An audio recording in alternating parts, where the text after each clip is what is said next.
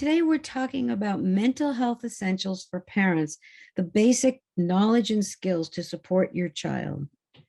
After this class, you'll be able to define some mental health basics. You'll recognize the problem with diagnosing normal emotional states as problems. You'll identify mental health problems as common and treatable if there are mental health difficulties with your child. You'll recognize that behavior in children is a kind of communication and emotions are very important. And finally, you'll be able to identify and apply ways that you can help protect your child's mental health, including applying good health habits. So, what are mental health essentials? First of all, for parents, it means recognizing that there's meaning behind children's words and behaviors and not just responding to their behavior based on what it looks like on the face of it. And you'll be able to recognize and avoid stereotypes and stigmas related to mental health. And when we understand mental health essentials, we're going to understand the impact of what's called self-regulation and co-regulation. These are the foundation of ways that we protect our children's mental health and support our children with mental health diagnoses. Also, mental health essentials include knowledge of coping strategies and willingness and capacity to seek help when necessary. So let's talk about the basics. Keep in mind that we can fall into pathologizing or making into mental health problems typical emotional states. So you want to avoid diagnosing things like grief or the way children handle loss and anger. You want to really honor children's feelings, and if they're very persistent, follow up. So what that means is that if your child's friend has moved away suddenly, or if they were in person school and now they're in remote school and they're really attached to their teacher, you may see children showing a lot of intense emotions. And if this only goes on for a few days or even a couple of weeks, this isn't depression or distress. It's just upset and grieving and being angry about losses and acting those out as children is perfectly normal. And as adults, we're doing some of that as well. If this goes on for weeks and weeks, then you do want to follow up with professionals and get some support. Mental illness is a common health condition that affects 1 in 5 people and can get better with treatment. If your child has been diagnosed with anxiety or depression or other diagnoses, this isn't the end of the world. This is not unusual, especially during this time. And you want to expect that we can deal with this and we're going to treat it and we're going to get better.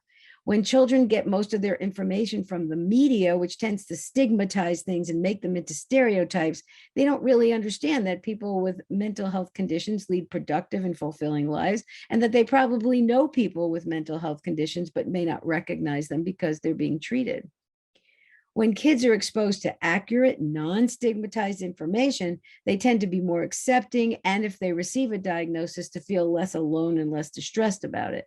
And finally, diagnosis is not an exact science. It's simply a description of a collection of symptoms, and it's not really giving you a clear explanation for what's happening. It doesn't tell us why this is happening, nor is it final, particularly in children.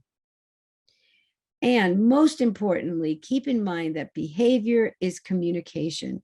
We often say kids aren't acting out, they're reaching out. That's actually a picture of my granddaughter, and she tends to be very bossy and likes to be in charge of situations. And a colleague of mine pointed out to me that for a period of months, she was actually moving a few times at the start of the pandemic.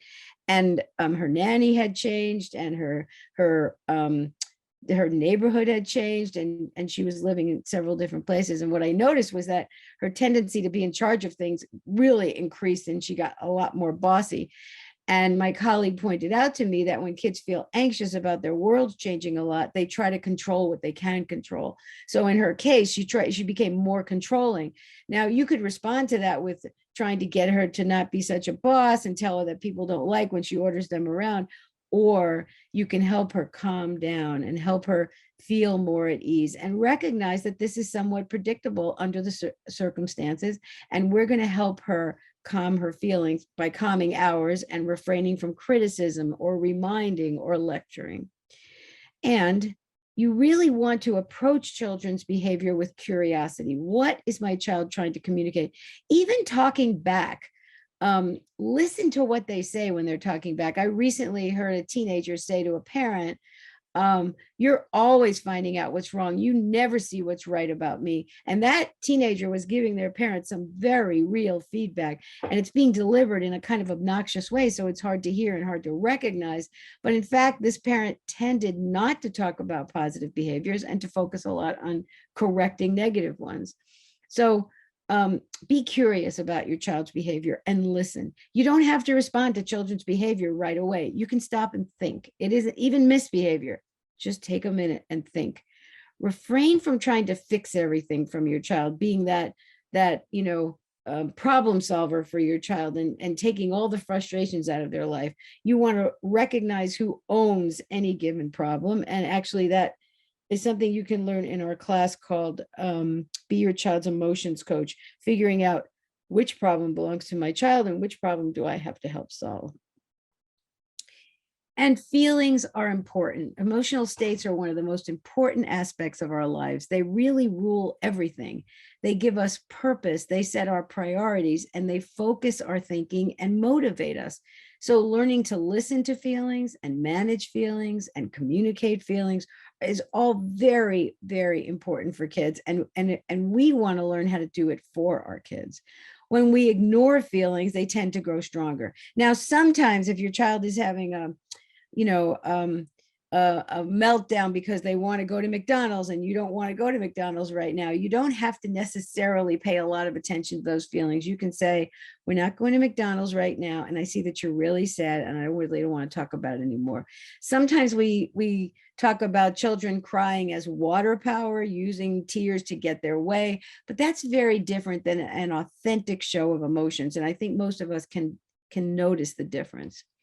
In the United States, teenagers are in the bottom quarter among developed countries, and they have stress levels higher than adults in the US. Teens in the United States are world leaders in violence, aggression, binge drinking, marijuana use, and obesity, and more than half of college students are experiencing overwhelming anxiety. It's very important that we as parents of children from birth all the way through young adulthood learn to support our kids, listen to their feelings, and help them learn to manage them.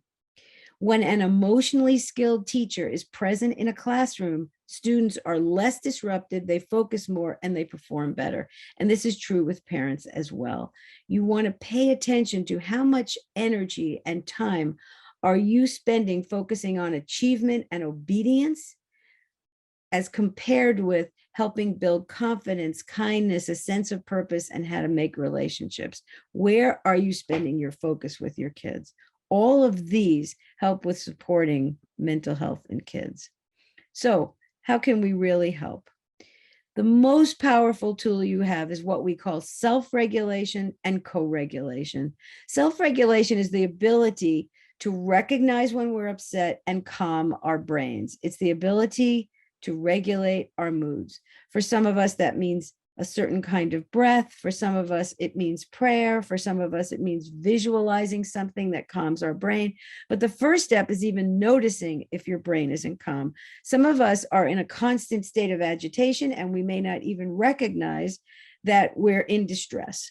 So learning to notice our mood and manage our mood is a big piece of work for many of us, especially during this time period. And if you don't have a method of calming your brain that you practice every day for at least 5 minutes, we strongly encourage you to get that strategy, find that way. You can email us at peaceathomeparenting at solutions@peaceathomeparenting.com, and we'll put you in touch with various methods of brain calming practices. We think this is essential for all parents. Co-regulation is when we use our own calm brains to help our kids calm down. Co-regulation is considered responsive interactions that provide support, coaching, and modeling for our kids. Kids need co-regulation to understand, express, and manage their thoughts, feelings, and behaviors. We start this when babies are born, and we rock them and we sing to them. That rhythm, that soothing voice, all of that is using our calmness to help calm the baby. Children need versions of that all the way through adolescence, using our ability to help them calm down in an interactive way. There's a whole field of study about self-regulation and co-regulation, and we would love to tell you more about it. It's an underpinning to all well-being in our children and in us as parents. Good health habits really matter when it comes to your child's mental health and yours. Number one is sleep. If you can't wake up without an alarm clock, if your children can't wake up without an alarm clock, you're not going to bed on time. You want to time your bedtime to being able to wake up naturally when you need to wake up. Some observers say that for children, there's enormous regression for each hour of sleep lost, that less sleep than they actually need. And it's the same is true for adults. Exercise has clinical evidence of reducing depression, and you want to take this really seriously, even as simple as going for a 15-minute walk. Whatever you can do, make sure you're moving and sleeping. And again, brain calming practices and relaxation is important. Actually, if you don't have any downtime in your day, that's for kids and adults, you're more likely to be anxious. That relaxation and brain calming is very, very important. A healthy diet, feeding kids whole food, avoiding processed foods, and giving them nutritious whole foods, and yourself, actually regulates mood and behavior. And doing things you enjoy, practicing the habits of happy people. We have a whole class about that. Please get in touch with us. All of these health habits are essential to your mental health and your children's mental health. Take a minute and think about how many of these am I doing right now? And is there one I need to add? You don't have to start the whole thing. Just pick out one and start there. And pay attention to your own mental health. Recognize that the effects of your childhood really impacts your thoughts, your feelings, and behaviors, and whatever stressful situations you're in right now. Take a look at your self-care and your self-compassion, how you talk to yourself, how you interact with yourself internally, what you say to yourself when you make a mistake, what you say to yourself when you don't meet your own standards. And take some action if you're noticing that you wouldn't treat your loved ones the way you're treating yourself in terms of self-care, in terms of self-talk, in terms of compassion. If you're interacting with yourself in a way you would never do with loved ones, that's a red flag for you. Address any mental health symptoms. Trust your gut. If you think you're depressed, if you think you're anxious, if you think there's something going on that you just need support about, talk with a professional, seek treatment, talk with trusted loved ones, and take some action. Keep in mind that if you had a difficult childhood, you may be hyper independent, meaning it feels difficult or painful to reach out for support. And notice that and do it anyway. So we hope you'll take away these important ideas that children's behavior is a form of communication. Be curious, ask for support, figure out what's going on. All of our emotions are important, and when ignored, they tend to get more intense. Telling kids to calm down, or they have a lot to be grateful for, or they shouldn't be upset, all that stuff actually makes it much more intense internally, and often they'll show you more emotions. Use the power of self-regulation and co-regulation and learn about that to the degree that you can. And please reach out to us about that. Practice good health habits, take them seriously. They really impact your mental health and your children's mental health. And take a look at how your childhood experiences impact your thoughts and behaviors today. And pay attention to your self-care and seek mental health support. Thanks so much for being here today. Remember to print out your handouts. And if you have a question or need more support, please sign up for a live class, come to our monthly Q&A sessions, join our lively private monitored Facebook group where you can get questions and answers and support from other parents and teachers. Consider one-on-one private coaching with one of our Peace at Home teachers, and email us at solutions@peaceathomeparenting.com anytime, and we'll connect you up with the resource you need. Thanks again for being here.